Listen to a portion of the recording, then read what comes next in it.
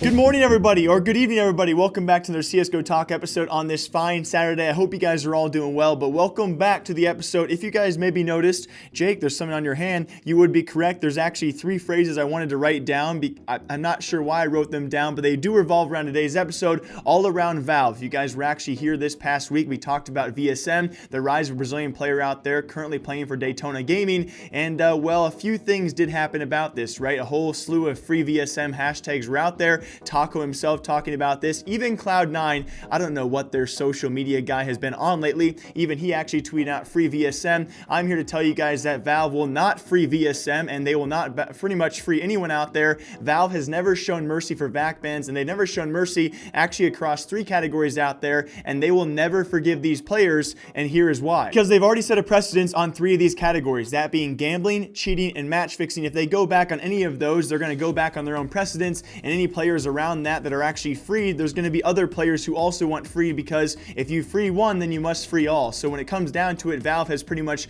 2 options here as well. They either free none or they free everyone, because if they do free one person, everyone else is going to want to be freed as well, and that's just simply not going to happen. You go back to first precedent stated around match fixing. We all know the iBuyPower situation. I've already talked about this way too much on this channel, and I will in the future as well. Alongside that, 7 pro players banned during that team, management, and of course other people who actually gambled on those games included, but the main 4 culprits many of you guys are aware of, Skadoola obviously escaping that team. They will never be unbanned because there's been a precedent set. If you guys actually remember this, Valve, they first gave them indefinite bans. Indefinite meaning the defined period of time has not been defined, therefore it's indefinite, so people thought there was at least some hope out there. It was actually nearly 3 years ago that Valve did fully expand on this, and they have now said all those players have been permanently banned from Valve sponsored events. So that previously indefinite ban has now been made permanent, and they will never go back on that. To further conclude on this as well, Jason Lake, the CEO of Complexity as well, remember his open letter,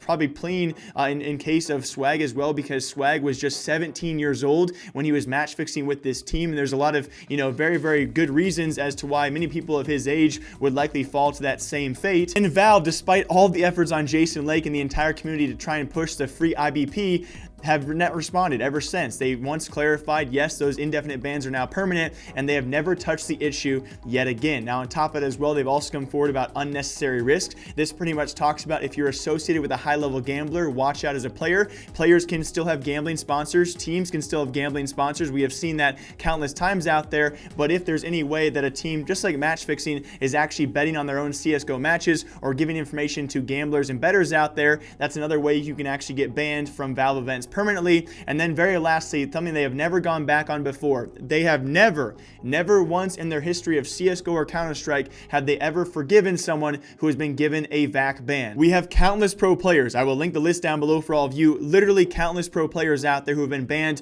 on third-party programs. ESL's program as well, ESL Wire. They have been banned on those softwares, Faceit bans as well. Those do not uphold to Valve events. You can be banned on a third-party software outside of Valve themselves or outside of VAC, and you can be AOK, Snacks, Cuban, Simple, a bunch of other guys out there as well. Those are just, obviously some notable names out there as well. They have been banned several years ago, many years ago on other programs, but they are fine to play in Valve events and any events by now because those third-party softwares can be forgiven. There has not been one single pro player in the history of Counter-Strike that's been forgiven for a VAC ban, and they will simply not start with VSM. They will not forgive anyone, and of course, you have the one case that you can actually even throw in there. That was Robin. He was falsely VAC banned. It took over 4 years for this professional CSGO player to be cleared of a VAC ban, and that was because it was a false VAC ban. Everyone else out there, whether they were 12 years old with Bro, whether they were 13 years old with VSM, if you were given a VAC ban, it is permanent, it is lifelong, it is not indefinite, it is definitely defined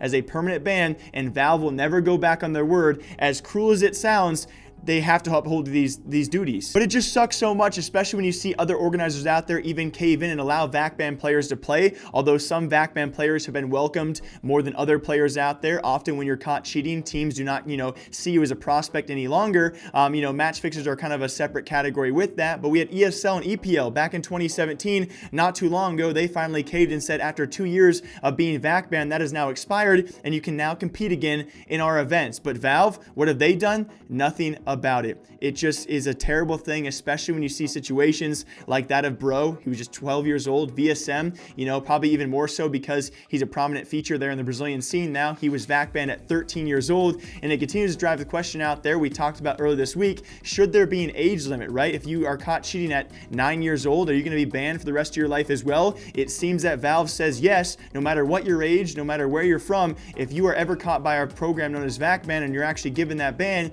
you are done with Valve events for the remainder of your life. But yeah, that's what my hand said. My hand says don't gamble, don't fix, and don't cheat. So I don't know really why I ended up doing that. As always, I hope you guys all enjoy, and thank you all for watching. I will see you, of course, back here on Monday, breaking down some more CSGO news. As always, I hope you guys have a great day, a great night, a great afternoon, wherever you're from, and I will see you back here Monday. Until then, goodbye.